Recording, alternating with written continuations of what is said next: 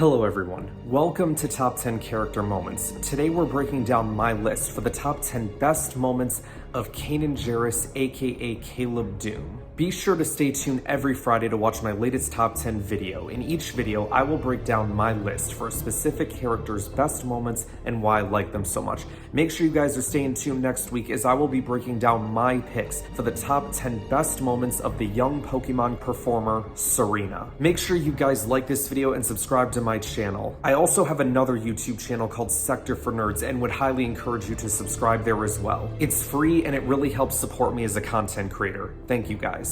Alright, let's get into some honorable mentions, shall we? First up, his practice fight with Ezra. This is the first time we see lightsabers in training mode on screen. I like this scene because we get to see Master and Apprentice get a little training in before they head on a mission that could change everything for them. Next up, promising Hera they'll see each other again. This was right before Kanan and Ezra would leave with Ahsoka for that big mission I was just talking about. And sure enough, things do change for Kanan, but in the end, Kanan was still able to fulfill that promise. I'm already getting emotional and we just started. And finally, for our honorable mentions, his voice cameo in The Rise of Skywalker. When all hope seems lost for Rey and company, she reaches out into the Force to try and communicate with the Jedi from the past, and this time she succeeds. One of which was the man, the myth, the legend himself, Kanan Jarrus, who says, "In the heart of a Jedi lies her strength." I get chills every time I watch that scene. Now, as someone who's a big fan of Kanan Jarrus and a massive Star Wars Rebels fan, it was so freaking cool to hear the voice of a character that I know and love in a live-action Star Wars movie. Alright, let's get into the top 10 list itself. Y'all ready? Here we go. At number 10, defeating Darth Maul. Wait, I meant formerly Darth, now just Maul. What's even more impressive for me is he did it in a handful of seconds, and he also just became blind. But one thing Yoda will teach you as a youngling is how to see what can't be seen. As Obi-Wan would say, your eyes can deceive you, don't trust them. At number 9, being trained by the Bendu. Now, is Kanan defeating Maul blind and in a handful of seconds more impressive? Yes, but I believe Kanan was acting on pure instinct in that moment, because for the next 6 months, the man didn't know what to do with himself. He distanced himself from the rebellion, his Ghost Crew family, and even the Force. It wasn't until he met the Bendu where he could truly see without seeing. For Bendu, it wasn't about taking a side between light and dark. It was about helping someone who lost their way and reconnected them with the Force. And thanks to that effort, we got the Kanan we all knew and loved back. At number 8, surviving Order 66. Ah, yes, back in the day when he was a 14-year-old boy, but still sounded like a 40-year-old Freddie Prinze Jr. Honestly, though, I'd rather Freddie keep voicing the character than someone else. Big fan of your podcast, by the way, Freddie. Any pro wrestling fans out there should check it out. Okay, back to Order 66. Caleb and his master, Depa Billaba, had fought beside the clones for years, like most Jedi did at the time. Caleb just became buddies with the Bad Batch, and everything changed. Order 66 was declared and Caleb had to watch his master die. A traumatic experience that would scar him for a long time. Years later, when he met Rex, Wolf, and Gregor, he did not like them nor did he trust them, even though Ahsoka told him to, and he had every right not to trust them. But eventually, he would have to realize those guys, especially Rex, could be trusted. Speaking of trusting Rex, at number 7, saving Rex and becoming friends with him. I'm so good at these segues, you guys. Kanan and Rex are tasked with rescuing Ezra, Commander Sato, and a squad of rebels that were captured by an Imperial interdictor cruiser. On set mission, Rex sacrifices himself and gets captured to ensure everyone else could escape. Realizing Kanan actually does care about Rex, he goes and rescues him from Imperial custody. At the end of this particular episode, Kanan salutes Rex and in that moment buries the hatchet between them.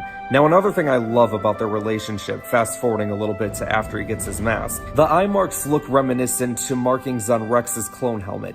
Dave Filoni responded to a fan question about this at Star Wars Celebration Europe 2016, and I absolutely love his response. Check it out. It serves two purposes. Outside the world, right, as a filmmaking device, it gives the audience a target for what he might possibly be looking at. Inside the story world, for me, I think it's a nod to the fact that he and Rex had a troubled start, but now they're really good friends. and it's like he learned to see things a bit through Rex's eyes. At number 6, his duel with Vader. This was a big frickin' deal for me. Kanan was never going to beat Vader, but man did he put up a fight against him, didn't he? It was a very slow-paced fight, similar to the fight that Vader had with Obi-Wan in A New Hope. Kanan and Ezra both try to take their shots at the Dark Lord, but to little success. Though at one point, they both force push Vader to the floor while Sabine and Zeb throw thermal detonators at AT-DPs. The walkers fall on Vader, but then almost immediately force pushes them away, and the Dark Lord looks unfazed. But hey, they were able to get away, and not many people can say that after having an encounter with the Darth. At number 5, his first on-screen kiss with Hera. Now I have to say on-screen because they've clearly done more than just kissing before this moment. That kiss was teased throughout most of season 4, and 7 episodes in, we finally got it. I mean, I felt like it was always implied since the beginning of the show that Kanan and Hera were a thing, but I guess it was never confirmed. But in this specific episode, it was made very clear how they both felt, and it was very nice. Now, clearly they had feelings for a while, because again, they were doing more than just kissing, you know what I'm saying? At number 4, defeating the Grand Inquisitor. Though, I don't know, maybe it's not that big of a deal since the Kenobi series told us that the Grand Inquisitor sucks and he's stupid, and Reva's the greatest character of all time. No, screw that crap, man, I'm not having it. The Grand Inquisitor is the greatest of all the Inquisitors. It's in his freaking name, for crying out loud. Kanan was getting his butt kicked by this guy throughout season 1 of Rebels, until finally, at the end of the season, he was able to overcome him and defeat him in saber combat. Now, he did offer the Inquisitor a chance to surrender and live, but he'd rather die than face the wrath of his master, Darth Vader. At number 3, becoming a Jedi Knight. I love this so much because it reminds me of the Clone Wars micro-series when Anakin becomes a Jedi Knight. Obviously, the circumstances leading up to Kanan being a Jedi Knight were very different. He kind of had the problem that Anakin had with Ahsoka, where he just refused to let her go and refused for her fate to be left up not just to herself but to others. But the difference between Kanan and Anakin is Kanan is able to let go, and that moment is what made Yoda decide he was meant to be a Jedi. But it wasn't actually Yoda that made him a Jedi, but an old rival instead. That being the Grand Inquisitor, who happened to once be a Jedi himself. At number 2, training Sabine to use the Darksaber. The Star Wars Rebels episode titled Trials of the Darksaber is easily one of my favorite Rebels episodes of all time, because of the character progression for Sabine in this episode, and a lot of it is thanks to Kanan. At first, Kanan doesn't truly understand how hurt Sabine is mentally, but once Hera kind of slaps some sense into him, he at least understands what he has to do in order to get her to open up. I love when Kanan explains to Sabine about the crystal and the blade. Luminara basically did the same thing to Barriss in the Clone Wars micro-series. And then there's the moment where Kanan starts to mess with Sabine's mind, saying things like, "You did run, didn't you? You ran from the Empire, you ran from your family." When Sabine calls Kanan a liar, his response was, "So what's the truth?" I remember watching this for the first time saying to myself, oh my gosh, this is getting real personal, where are we going from here? And where we went was Sabine telling her backstory.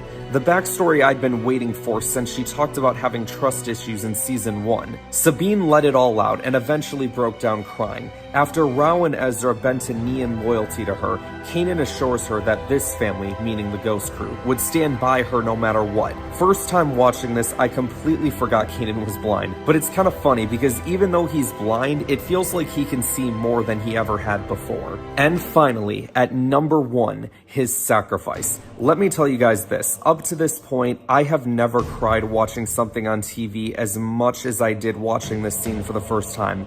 The moment you see him start to run, I'm already thinking, oh my gosh, this is it, isn't it? And then the moment we get the first shot of him holding back the fire, I knew he wasn't gonna survive. So I started crying. As the scene went on, it got worse and worse. Here's a crazy story for y'all. I missed Kanan getting his sight back first time round because I was already crying so hard. So then I watched through a second time and cried even more than I was already crying. Kanan was such a badass in this scene, holding back the fire, force pushing the ship to safety, and was able to get his sight back so he could look into the eyes of the woman he loved one last time and kept that promise of we'll see each other again. Kanan also completed the mission that they had been working towards since season 3, and that was destroying the Imperial factories on Lothal.